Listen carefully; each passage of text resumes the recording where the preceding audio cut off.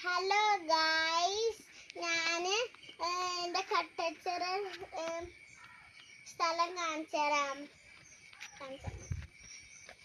അങ്ങോട്ട് നോക്ക്.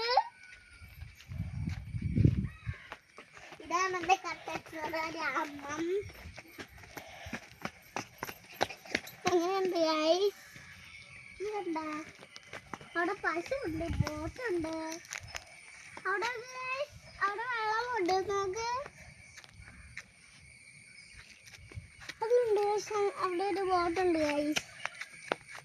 പശുവുണ്ട്. അടിക്കുന്നതിന്റെ പിന്നാലെ വാ. അതുണ്ടോ കുളം?